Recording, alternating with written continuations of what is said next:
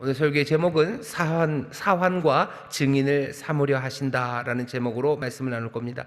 사환 그리고 증인을 삼으려 하십니다라는 제목으로 말씀을 나눌 겁니다. 오늘 우리가 읽은 말씀은요, 바울이 지금 재판 중입니다. 재판 중에 있고요.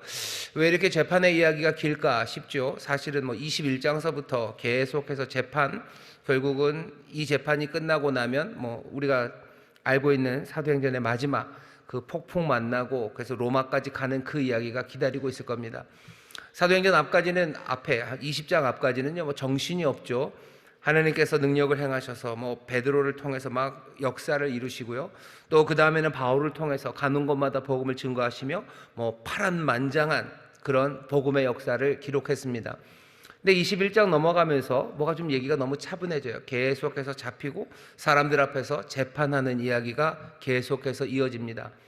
그러니까 어떻게 보면 크게 나누면요, 그냥 사도행전이 세 부분이 되는 것 같아요. 앞에 한 3분의 1은 베드로 그 폭발적인 초대교회 예루살렘에서의 이야기, 중간에는 바울을 통해서 하나님이 이방의 복음을 전하시며 교회를 세워갔던 이야기, 그리고 마지막은 바울의 재판의 이야기입니다. 재판의 이야기가 너무 길면 재미없을 것 같은데, 근데 누가는 이 재판의 얘기를 계속해서 우리에게 들려줍니다. 특별히 오늘 바울이 하는 이야기는요, 우리가 몇 번이나 들었던 거예요. 자기가 다메섹에서 어떤 일이 있었는지를 또 얘기합니다. 사도행전에 이 같은 이야기가 세 번이 나와요. 한 번은 정말로 그 사건이 일어났던 사도행전 9장에 나오고요. 한 번은 사도행전 22장에서 바울이 예루살렘 공회, 그 모든 제사장들 그리고 천부장이 있는 곳 앞에서 자기의 이야기를 한 번 또 들려줍니다. 여기 사도행전을 읽는 사람들은 누가를 통해서 지금 바울 이야기를 두 번 듣는 겁니다. 그리고 오늘 또 아그리빠 왕 앞에서 바울이 이 이야기를 또 합니다. 모든 재판에 바울이 자기 회심의 이야기를 하는 것은 아닌 것 같아요. 하지만 여기 세 번이나 누가는 사도행전에서 바울의 이 이야기를 자꾸 들려줍니다. 여러분들 마태복음에도 주기도문 한 번 나와요. 마가복음은 아직 안 나오고 누가복음에서 주기도문 한 번 나옵니다. 중요한 이야기. 주기도문 얼마나 중요합니까? 근데 누가는 한 번만 가르쳐주면 돼요. 나중에 예수님이 이 기도를 가르치셨다 또 하실 필요 없어요. 또 할 필요 없어요. 한 번이면 충분합니다. 그런데 그 누가가 이 사도행전에서는 이 사람 바울의 이 이야기를요 우리에게 세 번이나 들려줘요. 세 번이나 들려줄 때는 이유가 있는 겁니다. 어쩌다가 이 이야기를 쓰라고 해서 쓴 게 아니죠. 반드시 들려줘야 돼요. 누구에게? 이 편지를 읽는 이 사도행전을 읽는 모든 사람들, 어쩌면 오늘 우리에게 이 이야기를 들려주고 또 들려주고 또 들려줘야 될 것 같아서 이렇게 세 번이나 갖다 놓은 겁니다. 오늘 이 이야기가 끝이에요. 사도행전도 이제 얼마 남지 않았고 더 이상 바울은 자기의 이야기를 할 기회가 없고요, 누가도 더는 쓰지 않습니다. 오늘 이 이야기를 들으면서 다시 한번 들으면서 바울이 지금 말하려고 하는 바, 그리고 또 누가가 이 이야기를 우리에게 써놓은 이유, 또 이 말씀을 사도행전을 통해서 우리에게 전하시며 주님께서 우리에게 새기시려고 하는 게 뭔지 더 분명히 보아야 합니다. 우리가 사도행전을 계속 지금 금요철마다 읽어온 것은 우리가 제자 삼는 교회, 정말로 교회가 어떻게 하나님의 사명을 감당해 왔는지 그것들을 살펴가면서 우리 교회도 정말로 주님이 뜻하신 바 그것들을 이루어가려는 귀한 소망이 있기 때문입니다. 자, 들어보시죠. 오늘 바울이 이야기를 하는 건 그냥 갑자기 화토불 옆에서 아니면 벽난로 앞에서 자기 사랑하는 사람들, 사랑하는 손자들 아니면 친구들 앞에 자기 옛날 무슨 무용담을 얘기해 주는 건 아닙니다. 무슨 신밧드의 모험 들려주는 건 아니에요. 지금 여기는 재판하는 자리입니다. 바울 앞에는 어마어마한 사람들이 있어요. 한번 만나기도 어려운 아그리빠 왕이 있고요. 그 왕의 누이입니다. 왕의 누이기는 누이지만 애매한 누이, 버니게라는 요즘식으로 말하면 어마어마한 셀럽이에요. 페리스 힐튼 같고요. 뭐라고 그래야 되나? 한소희 같은 이런 사람이에요. 어마어마한 셀럽이 그 앞에 있어요. 그리고 아그리빠 왕이 있습니다. 그 전체 지역을 다스리는 로마의 총독이 있고요.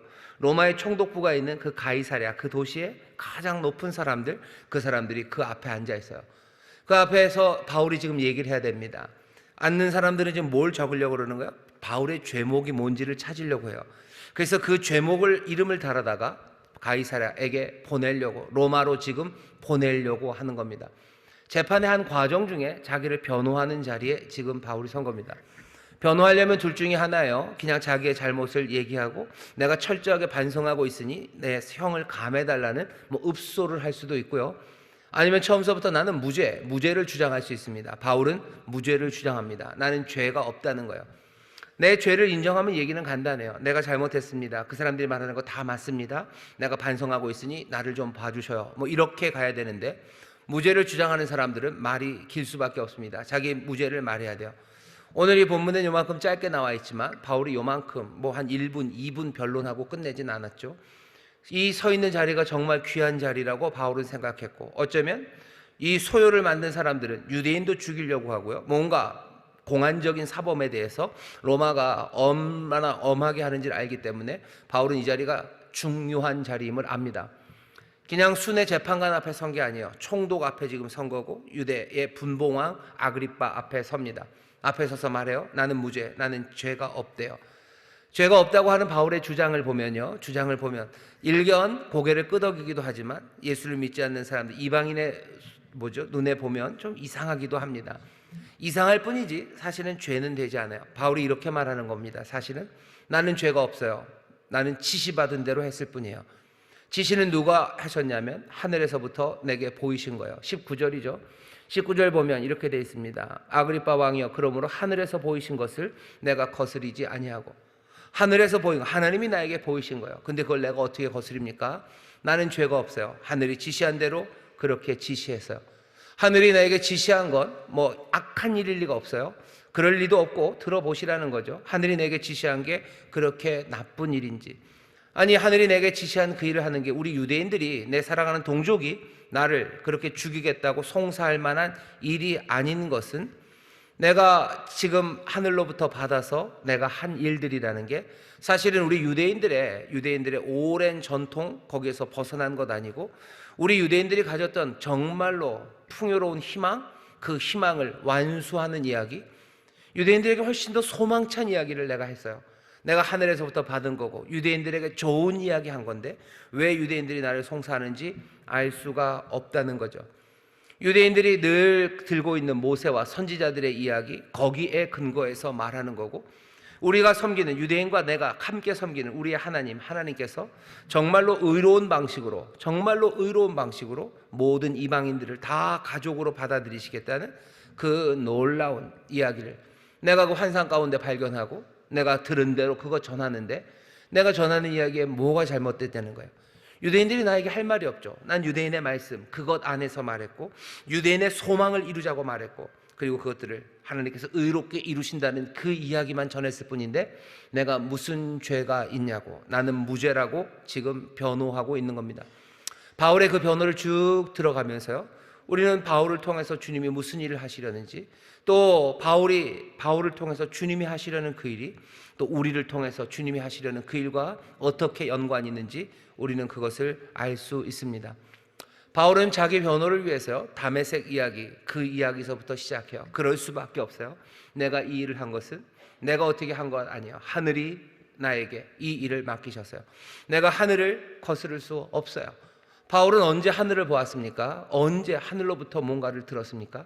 다메섹에서 만난 건 정오의 빛보다 더 빛난 부활하신 예수, 나사렛 예수를 만난 것, 그것을 바울은 뭘로 알아요? 하나님이 나에게 말씀하신 것으로 듣습니다. 오늘 본문 13절이 이렇게 시작되죠. 왕이여, 때가 정오나 되어 해가 찬란하죠. 길에서 보니 하늘로서 해보다 더 밝은 빛이 나와 내 동행들을 둘러 비추는지라.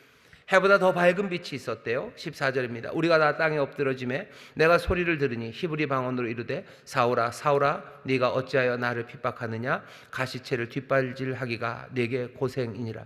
내가 대답하되 주여 니시나이까. 주께서 가라사대 나는 네가 핍박하는 예수라. 우리는 이 순서대로 알아요. 하지만 결국 바울이 말하는 건 뭐죠? 내가 다메섹 그 길에서 누구를 봤대요? 내가 예수를 보았다라고 말하는 거예요. 예수가 죽은 건 다 압니다. 다 압니다. 많은 사람들이 십자가에서 죽었어요. 로마가 십자가에서 많이 죽였습니다. 하지만 그 죽인 많은 죄인들 중에서 예수는 특별해요. 사람들이 다 압니다. 예수라는 사람이 얼마나 특별하게 죽었는지 알아요. 그리고 부활의 이야기가 예루살렘을 웅성웅성하게 만들었다는 거 알아요. 지금 이 예수를 버니게가 압니다. 예수를 아그리빠가 알아요. 이 예수를 베스도가 알아요. 예수를 그 가이사랴에 있는 사람들이 다 압니다. 부활을 믿을 수는 없어요. 그러니까 지난주에 그랬죠. 어찌하여 하나님을 믿으면서 어찌하여 하나님이 죽은 사람 살린다는 그거를 못 믿을 수 있습니까? 라고 물었던 그 질문이 여전히 남아있어요. 분명히 살릴 수 있는 것 아닙니까? 라는 그 질문 뒤에 뭐라고 바울이 얘기하는 거예요? 나는 죽었던 그 나사렛 예수를 내가 다메섹에서 보았대요. 내가 다메섹에서 보았습니다. 어떻게 봤어요? 그냥 찢기고 상처받아서 이제 막 회복 중에 있는, 그때 상처가 너무너무 힘들고 옆에 옆구리에 창 맞았기 때문에 그냥 여기다가 무슨 주머니 달고 살고 계시고 채찍에 맞은 게 덜 아물어서 그냥 온몸이 엉망이 된 그런 예수를 내가 만났다고 하잖아요. 나는 어떤 예수요? 다메섹 정오의 해보다도 더 빛나는 나사렛 예수, 나는 부활하신 그 주님을 내가 만났다고, 내가 예수를 만났다고 지금 바울이 얘기하는 거예요. 내가 본 그 예수는 나에게 오셔서 이렇게 말씀하셨다는 겁니다. 바울이 하는 이야기, 이 모든 이야기는 여기서부터 시작해요. 부활의 주님, 생생하게 살아계신 주님, 그 예수, 죽었다 부활하신 그분을 만나지 않는다면 바울의 모든 이야기는 다 헛겁니다. 바울이 나중에 그래요. 부활을 믿지 못한다면, 부활이 없다면 세상에서 내가 제일 불쌍한 사람이에요. 아니, 내가 아니라 예수 믿는다고 하는 사람, 모든 사람들이 세상에서 제일 불쌍한 사람들이에요. 바울은 지금 살아계신 주님 만났습니다. 오늘 여기 계신 여러분들도 지난주에 우리가 이 금요일에 들었던 질문, 어떻게 하나님이 죽은 사람을 다시 살리심을 어찌하여 못 믿을 것으로 생각하느냐라는 그 질문. 만물을 만드시고 모든 것에 생명을 주시니가 죽은 자를 살리지 못할 거라고 생각하는 것, 그게 오히려 이상합니다. 하나님 부활시키실 수 있어요. 그리고 그 부활은 그냥 불쌍해서 하나 살려주는 게 아니라 하나님의 위대하신 약속, 그 약속, 의를 이루시고 하나님의 통치를 이루시고 모든 역사를 완성하신다는 하나님의 뜻의 끝에 있었던 그 약속의 성취로 가져다 주신 부활입니다. 지난주 우리가 부활을 축하하고 부활의 주님을 높여드렸어요. 오늘 여기 계신 여러분들, 부활의 주님 믿는 여러분들인 줄 믿습니다. 옆에 있는 분들에게 얘기해 주세요. 우리는 주님의 부활을 믿습니다. 주님 부활하심을 믿습니다. 아멘, 아멘. 우리는 주님의 부활을 믿습니다. 바울은 못 믿었어요. 바울은 못 믿었는데 다메섹 그곳에서 부활의 주님을 만납니다. 오늘 아슬아슬하신 분들 계셔요. 내가 믿는다고는 하지만 내가 부활의 주님을 만난 적이 없다라고 하시는 분들, 다음 주, 아니요, 내일 모레죠. 내일 모레 설교를 하겠지만 도마의 질문입니다. 내가 보질 못했다. 보질 못했지만 보지 못하고도 믿는 사람이 복 있다고 하셔요. 하지만 결국은 도마도 보고 믿는 겁니다. 우리도 마찬가지예요. 모든 사람들은 다 보고 믿습니다. 오늘 이 시간에 부활의 주님 보셔야 돼요. 눈으로 그분을 본다? 아니, 그건 아닐 겁니다. 하지만 믿음으로 그분을 보고 내가 그분을 믿기 시작하는 그 귀한 은혜가 우리 가운데 있어야 됩니다. 부활의 주님 만나지 못하면 우리의 이야기는 엉망이 되어가요. 그냥 가장 불쌍한 사람들 됩니다. 예수의 사람들이라고 말하고 천국 백성이라고 말하지만 가장 불쌍한 사람들, 그런 사람들 되게 하시려는 주님 절대로 아니셔요. 주께서 오늘 이 밤에 정말로 정오의 태양같이 빛나게 또 놀라운 영광으로 우리 가운데 임하셔서 우리로 부활의 주님을 만나게 하시는 귀한 은혜를 베풀어 주시는 줄 믿습니다.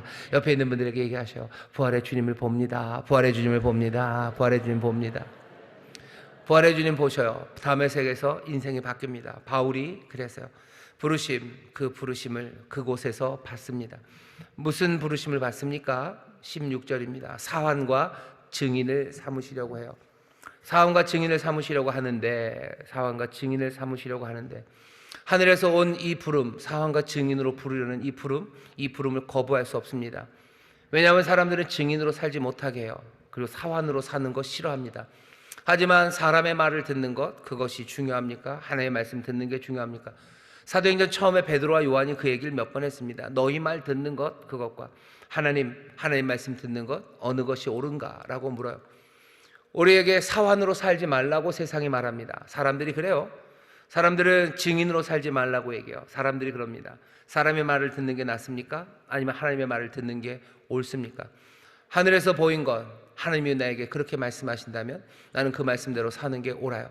오늘 이 밤에 바울에게 오셔서 바울을 만나셔서 사환과 증인으로 부르신 그 놀라우신 부활의 주님이 오늘 이곳에서 똑같이 여러분들을 부르셔요. 사환으로 부르셔요. 그리고 증인으로 부르십니다. 세상의 말, 사람의 말 듣는 것보다 하나님의 말 듣는 게 옳습니다. 오늘 부활의 주님 만나서 내가 너를 사환과 증인으로 삼는다는 이 귀한 부르심을 우리 모두가 다 듣게 되는 줄 믿습니다. 하나님이 이렇게 직접, 주님이 이렇게 직접 말씀하신다면 이 말씀 따르는 게 그게 당연합니다. 바울은 얘기하는 거예요. 나를 만나셔서 하나님이 그렇게 말씀하셨는데 내가 사환과 증인으로 사는 거 그게 옳지 않겠습니까? 그게 옳지 않겠습니까? 무슨 말씀 들었는데요? 사환과 증인으로 살라고 들었는데 그 전에는 어떻게 살았대요?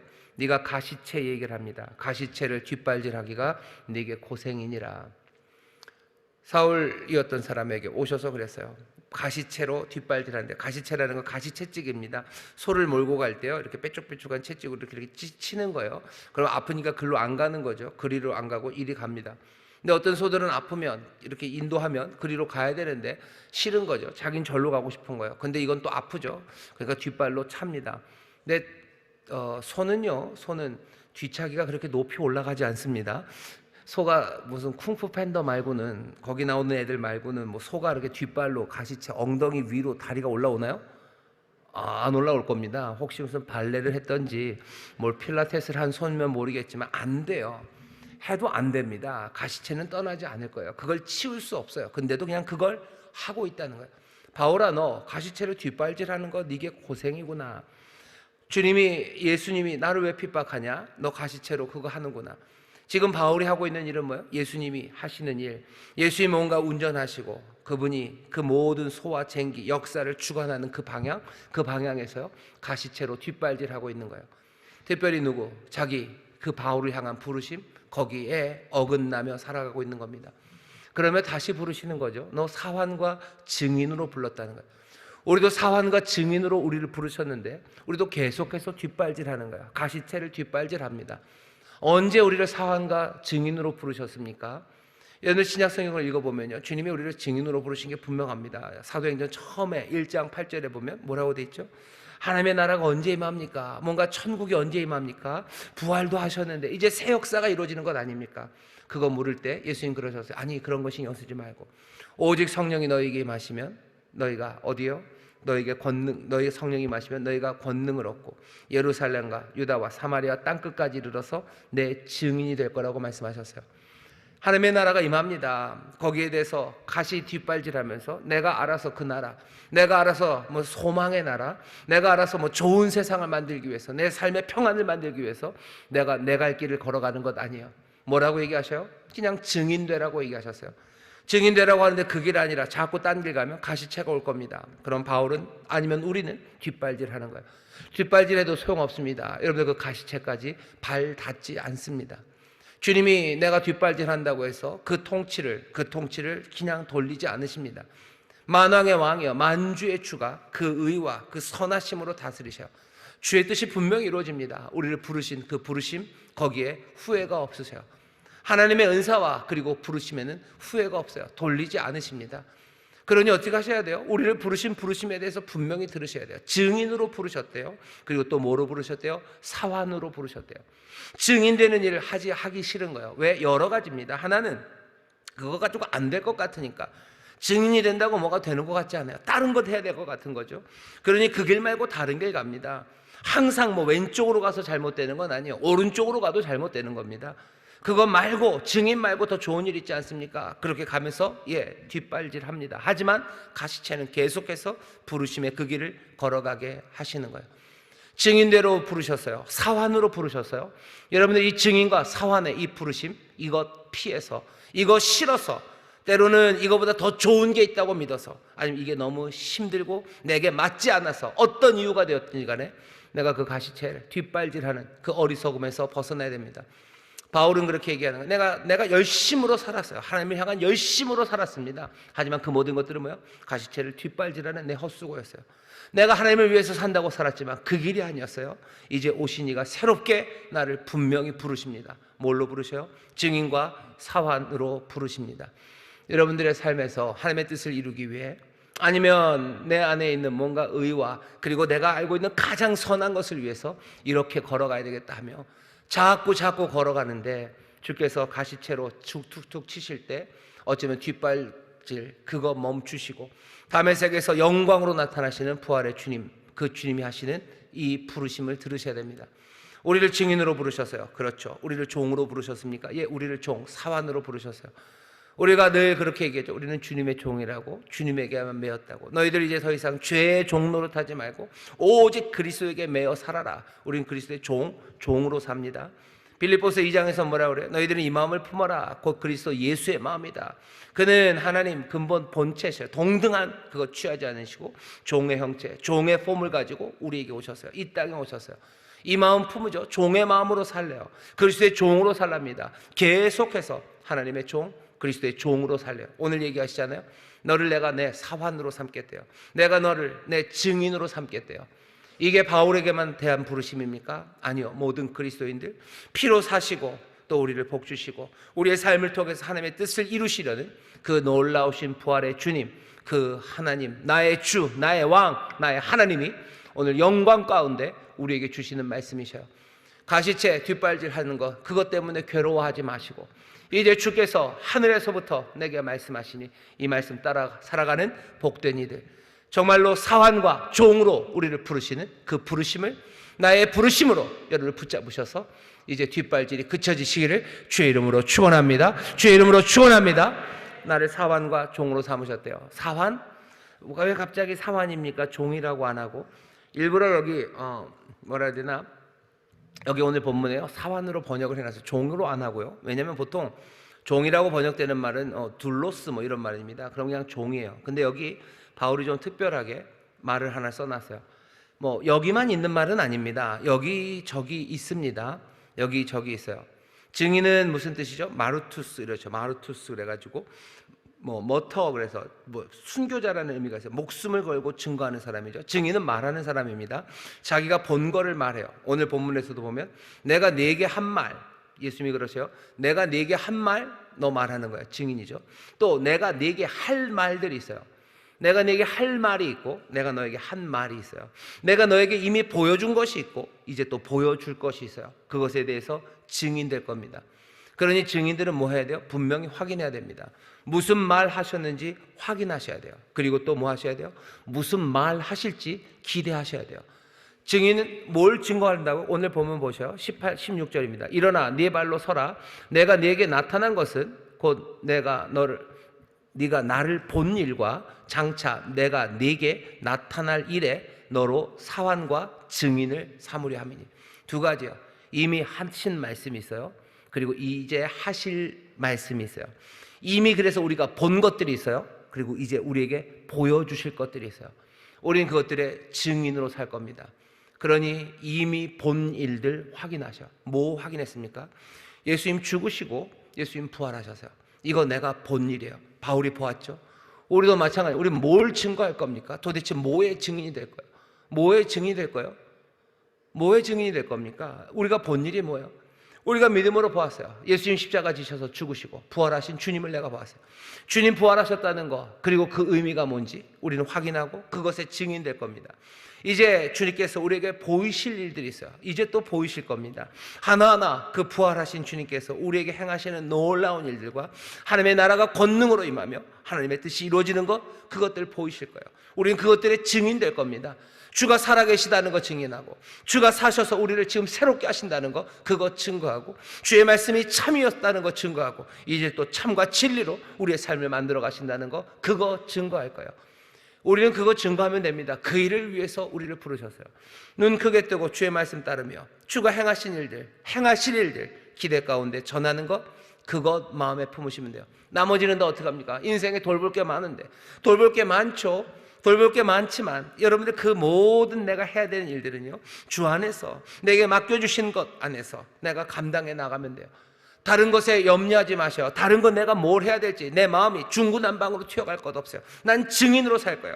내게 행하신 주의 일을 말할 거예요. 그러니 내가 주를 따라가며 내게 벌어진 일들에 나는 눈 뜰 겁니다. 나는 걱정거리를 따라 살아가는 사람 아니에요. 나는 남들 비난할 거 따라가는 사람들 아니에요. 사람들이 보라는 거 그거 보며 살아가는 사람들 아니에요. 그러면서 넘어지고 그러면서 사그라지는 인생들 아니라 내가 증인으로 살 걸 생각하면 내 귀와 내 눈은요 하나님의 약속 그리고 우리 가운데서 이루시는 주의 놀라운 일들 그것들에 주목하게 됩니다. 내 마음이 내 눈이 그리고 내 삶이 주를 향하기 시작하는 거예요. 증인으로 살라는 건 그냥 뭐든지 네가 경험한 거 말해라 마음대로 살다가 아무렇게나 그럴 수 없어요. 하늘이 우리를 증인으로 불렀습니다. 뭐의 증인이요? 주께서 내게 한 일과 그리고 또 내게 하실 그 일들을 증언할 거예요. 눈 크게 뜨고 주님 바라보셔. 눈 크게 뜨고 귀 열고 주님이 하시는 말씀과 하시는 그 하나님 나라의 역사 그것들을 바라보기 시작하셔. 증인이 될 준비, 아니 증언할 준비로 살아가는 사람들, 그 사람들의 삶이 복 있는 삶이 될 줄 믿습니다. 나를 증인으로 부르셨어요. 내가 증인의 사명 감당하려고 생각하면 내 마음은 늘 주를 향하게 됩니다. 그 다음에 또 뭐로 부르셨어요? 사환으로 부르셨어요. 사환이라는 말이 좀 특별하다고 그랬습니다. 둘로스 아니고요. 여기서 특별하게 쓰는 말은요 휘페르테스입니다. 휘페르테스예요. 휘포는 아래입니다. 그리고 에로스예요. 그래서 에로소에다가 명사처럼 휘페르테스 이렇게 됩니다. 무슨 말인지 잘 모르시겠죠? 저도 잘 모릅니다. 그냥 이렇게 생각합니다. 휘포는 사환은 사환인데 어떤 의미냐면요 휘포는 아래예요. 에로소는 뭐냐면 노졌다는 뜻입니다. 아래에서 노를 져요. 사환은 그런 거죠. 눈에 잘 보이지 않죠. 뭔가 식탁에서 잔치를 벌입니다. 그러면 손님들이 와서 식사를 하셔요.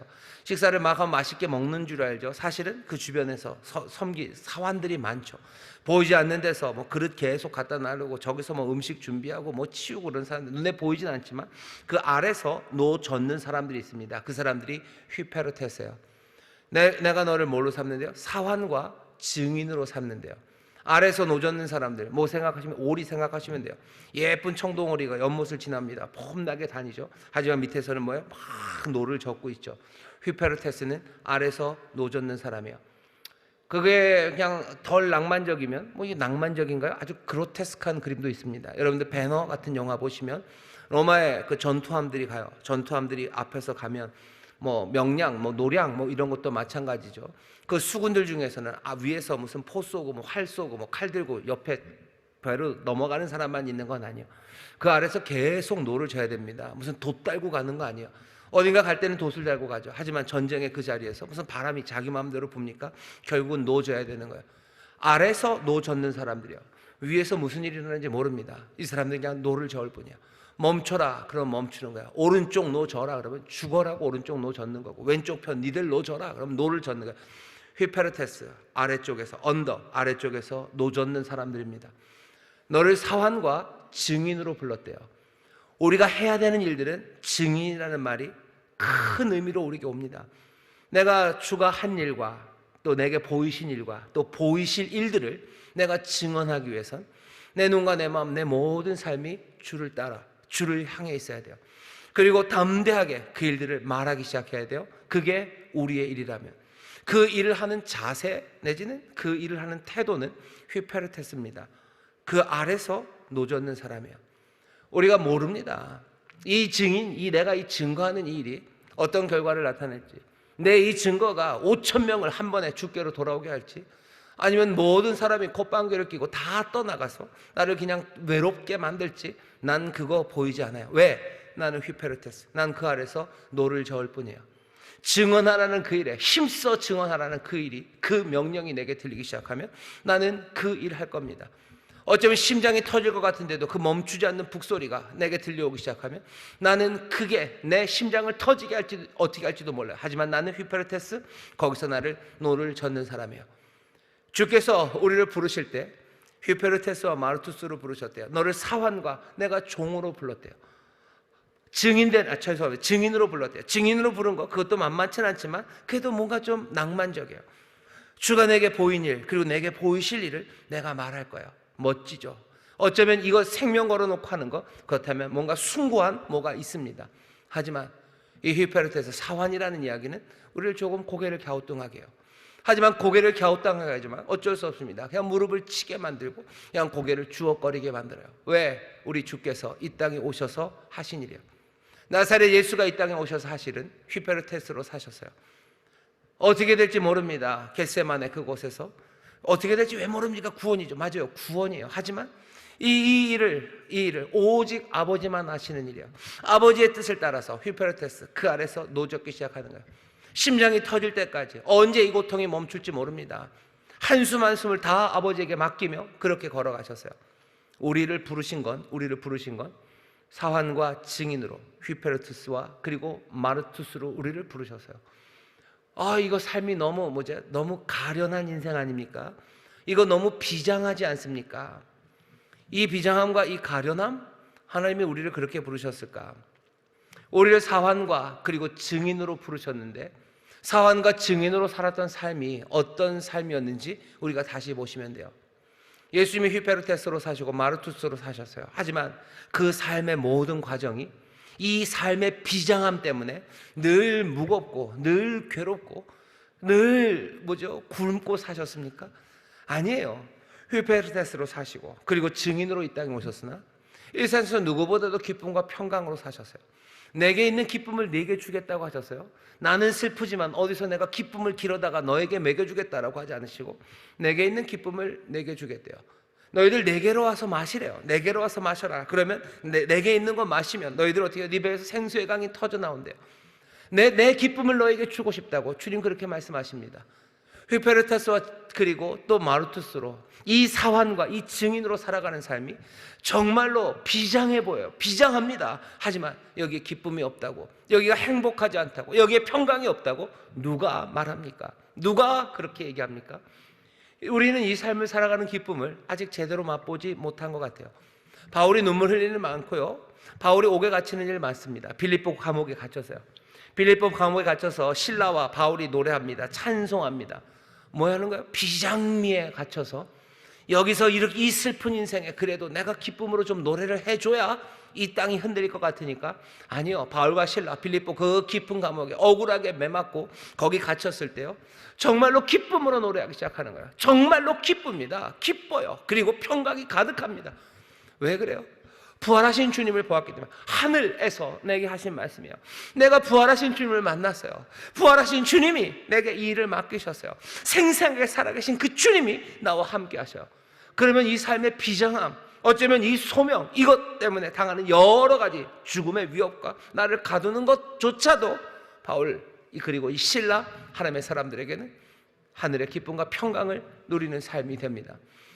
여기 사환과 증인으로 불렀다는 것에 대한 비장함, 여러분들 이거 분명히 기억하셔야 돼요. 하지만 이 비장함이 우리의 슬픔과 절망, 어둠으로 몰아넣지 않습니다. 절대로 아닙니다. 부활의 생명의 주께서 우리를 불러내신 거예요. 이 사환과 증인의 삶을 살아가는 가운데 천국의 기쁨을 누리게 되는 줄 믿습니다. 평강의 왕이 가져다 주시는 그 놀라운 평강이 우리 가운데 넘치게 될 줄 믿습니다. 이렇게 가셨던 주님을 아버지가 높이 올리시죠. 높이 올리시고 세상의 모든 권세를 다 주시죠. 우리도 마찬가지입니다. 주께서 우리를 높이셔요. 우리를 하나님의 자녀 그리스도와 함께 그 영광을 누리는 자들이 되게 하십니다. 사환과 증인으로 우리를 삼으려 하셔요. 귀 기울여 들으십시오. 그 다음에는 어떻게 하셔요? 이방인에게로 보냅니다. 바울을 이방인에게로 보내요. 그 다음 절입니다. 16절부터 읽겠습니다. 일어나 내 발로 서라. 내가 내게 나타난 것은 곧 내가 나를 본 일과 장차 내가 내게 나타날 일에 너로 사환과 증인을 삼으려 함이니 이스라엘과 이방인들에게 내가 너를 구원하여 저희에게 보내어 그 눈을 뜨게 하며 어둠에서 빛으로 사단의 권세에서 하나님께로 돌아가게 하고 죄 사함과 나를 믿어 거룩해 된 무리 가운데서 기업을 얻게 하리라 하더이다. 예수님께서 뭐라고 얘기하셔? 너를 이방인에게로 보낸대요. 이방인에게로 보낸답니다. 그러면 이건 바울은 이방인에게로 보냈으니 우리는 누구에게로 보내실까? 아마 이 말씀을 그대로 그냥 오늘 이 밤에 우리가 받는다면 예수님께서 오늘 우리를 보시고 우리를 이방인에게로 보냅니다. 이방인? 그럼 어디로 갑니까? 여러분들 기억하셔요. 여러분들이 이방인입니다. 내가 이방인이에요. 유대인 아니시죠? 여기 혹시 유대인 오셨나요? 유대인 계시면 죄송하고 우린 다 이방인이에요. 여기 말하는 이방인이에요. 우리가 누구에게 증거할 겁니까? 우리도 이방인에게 할 겁니다. 유대인에게는 안 합니까? 특별히 유대인에게 보낸 사람들은 유대인에게 하시면 돼요. 하지만 대부분 아마도 인천 순복음교회 아주 안정적으로 그냥 뭐 확률 플러스 마이너스 뭐 3.1 뭐 신뢰도 뭐 95%로 말할 수 있습니다. 우리 교회 성도들 거의 대부분은 거의 100%라고 말해도 돼요. 거기 신뢰도가 있으니까 100%는 이방인에게로 보내집니다. 우리가 유대인에게 보내진 사람은 거의 없어요. 다 이방인에게로 보내졌어요. 거룩하지 않은 사람들, 이제 그 거룩하게 하는 그 일로 우리를 보내셨어요. 믿음으로 거룩하게 하는, 그 눈 떠서 빛을 보게 하는, 그래서 사단의 권세에서 하나님의 권세로 돌아서게 하는, 우리는 그 일로 보냄받은 사람들입니다. 바울을 부르신 부르심이 우리에게 그대로 옵니다. 우리 이방인에게로 부름받았어요. 여러분들의 남편이 아직 구원받지 못했습니까? 여러분 남편 분명히 이방인입니다. 바로 여기 말하는 그 이방인이에요. 가서 뭐 해야 됩니까? 예수님 얘기하시죠. 눈을 뜨게 하여라. 눈을 뜨게 해서 어둠에서 빛으로 오게 해라. 눈 떠서 어둠에서 빛으로 옵니다. 우상을 버리고 헛된 것 따라가지 말고 참 하나님 앞에 나와서 정말로 여기 섬겨야 될 하나님이 있다고 인정하는 것. 그럼 더 이상 이방인이 아니에요. 그 사람들은 적어도 유대인이 되는 겁니다. 아브라함의 자손이에요. 믿음으로 아브라함의 자손이 되는 거죠. 사람들에게 얘기해 주셔. 눈을 떠서 세상에 우상 따지지 말고 여기 참 하나님이 있다고. 사단의 권세에 매여서 종로로 타지 말고 여기 하나님의 나라, 하나님의 뜻, 하나님의 능력 그 앞으로 돌아서라고. 그 소망으로 살아가고 그 진리 따라 그 의를 따라 살아가라고 이방인에게 전해라. 그게 예수님이 지금 바울에게 하신 말씀이고 우리에게 하신 말씀이에요. 누구에게 증인이 되어야 되면 나는 누구에게 보냅니까? 오늘 얘기하신 이방인에게로 우리를 보냅니다. 이방인 어디 있다고요? 바울이 이방인에게 갔을 때 무슨 이방인 무슨 여기다 쓴 사람 갔어요? 아니, 유대인이 아닌 사람들 그냥 어디로 가요? 그쪽으로 갑니다. 마게도냐로 갑니다. 여러 아시아로 갑니다. 결국 로마로, 서바다로, 이방인들이 있는 그곳으로 바울은 지금 가려고 하는 거예요. 이방인들 만나는 이방인들이 얼마나 많습니까? 눈뜨게 하고 회개하고 돌아서게 하고. 그래서 결국은 죄 사함 받는 그게, 이 죄 사함은 누가 얘기하신 거예요? 예수님이 얘기하신 거예요. 죄 사함 하시겠다. 죄 사하시겠다요. 그래서 거룩하게 된 물이 그 사람들 가운데 기업을 얻게 하시겠대요. 하나님의 가족이 되게 하시겠대요. 이게 누가 하신 말씀이요? 예수님이 하신 얘기예요. 예수님이 바울에게 이렇게 얘기하십니다. 그러니 바울은 뭐 하는 거예요? 이 일에 증인되는 거예요. 이 일의 증인입니다. 내게 한 일, 그리고 또 주께서 하실 일, 그 일에 나는 증인이 돼요. 가서 말하죠. 눈 뜨라고. 눈 떠서 이 진리 앞으로 나오라고. 이제 사단의 권세에서 주님의 권세 앞으로 나오라고. 죄 사함 받으라고. 믿음으로 거룩한 백성 되라고.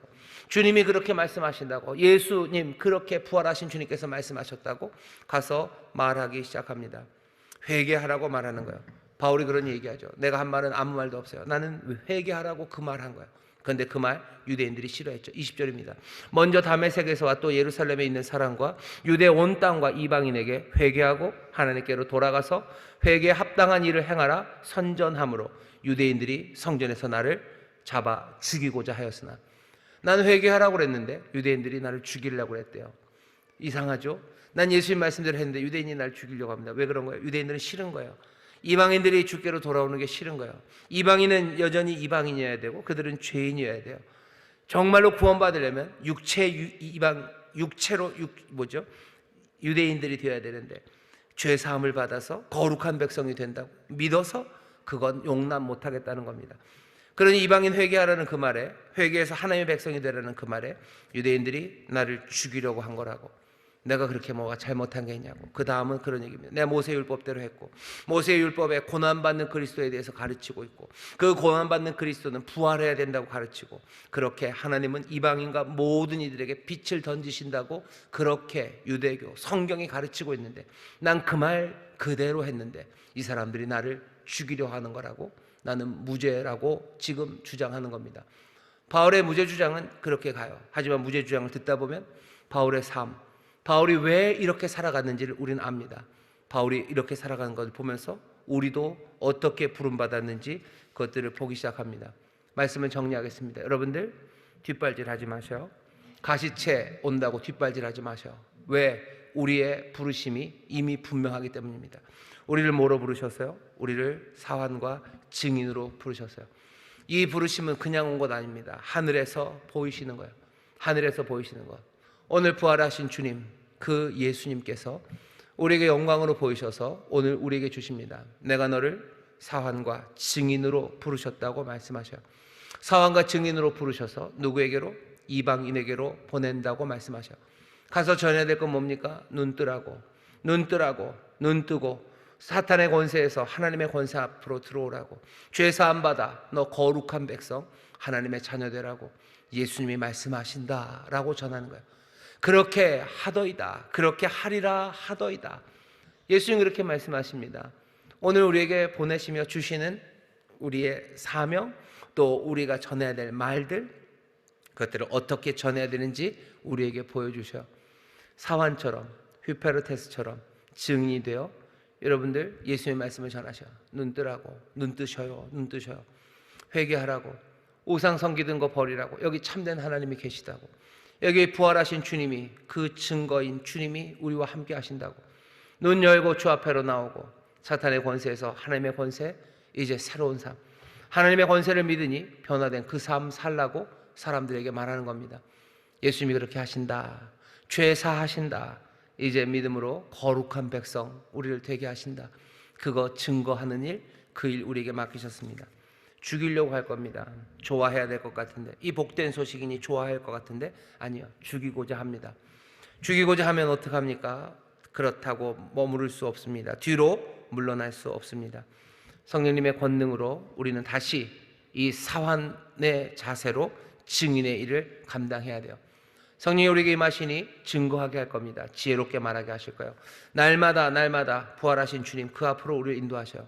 보혜사가 우리를 도우시는 건 우리가 이 하늘로부터 오는 이 부르심이 없이는 이 사명을 살아갈 수 없음을 압니다. 그러니 성령님 우리를 늘 도우시는 거예요. 어떻게 도우셔요? 부활의 주님 앞으로, 부활의 주님 앞으로 우리의 눈을 여시고 그 광명한 영광 앞으로 우리를 인도하셔요. 오늘 이 밤 이곳에 온 것도 성령의 도우심이고 인도하심인 줄 믿습니다. 오늘 우리가 부활하신 주님 만나, 부활하신 주님이 내가 너를 사환과 증인으로 불렀다라는 그 말씀이 우리의 영혼에 울리는, 그리고 그것을 듣게 하시는 것 성령님의 도우심이요. 주 앞에 서게 하시고 주의 부르심을 듣게 하시는 그 도우심이 우리와 함께 하시고 정말로 증인으로서 일 감당할 수 있는 은사와 능력을 주시고 또 그 모든 일을 어떻게 해요? 휘페르테스, 사환으로서 감당할 수 있는 능력을 주십니다. 사환으로 살려면 능력이 필요합니다. 오리 발이 되려면 잠수할 수 있어야 돼요. 숨 안 쉬고 있어야지 아래서 노를 젓겠죠. 어둠, 그리고 내가 아무것도 안 보이는 곳에서도 오직 주님의 말씀만이 들려지는 그 능력이 있어야 돼요. 전투선이라고 그러면 불 나고 부서지는 소리 나고 비명 소리 나고, 이게 도대체 어떻게 되는지 아무것도 모르는 불안과 공포, 그 쏟아지는 그곳에서도 휘페르테스의 일을 하려면 어떤 능력이 필요합니까? 어쩌면 그 모든 두려움과 공포, 그 모든 것에서 다 닫혀지는 평안이요. 내가 해야 될 일들을 잊지 않으려는 내 마음의 새로운 심지입니다. 이건 성령의 권능입니다. 성령님 나에게 임하시면요, 세상의 비명소리들, 세상이 우리를 협박하는 이야기들, 그런 것들 들리지 않아요. 듣지 않는 능력이죠. 어쩌면 둔감한 능력이요. 그것들 모두를 다 그냥 소거해버릴 수 있는 능력, 성령의 능력입니다. 어쩌면 이 시절에 필요한 건 어쩌면 그런 힘이요. 둔감력이라고 말하고, 어떤 사람들은 쌩까는 능력이라고 그러는데, 성령님이 우리를 도우셔서요, 세상의 공포와 두려움, 그 모든 것들을 다 차단할 수 있는 능력, 그래야 휘페르테스가 그 노를 계속 저을 거예요. 겸손한 자리, 보이지 않는 자리에 있을 수 있는 능력이요. 무슨 잠행의 능력이죠.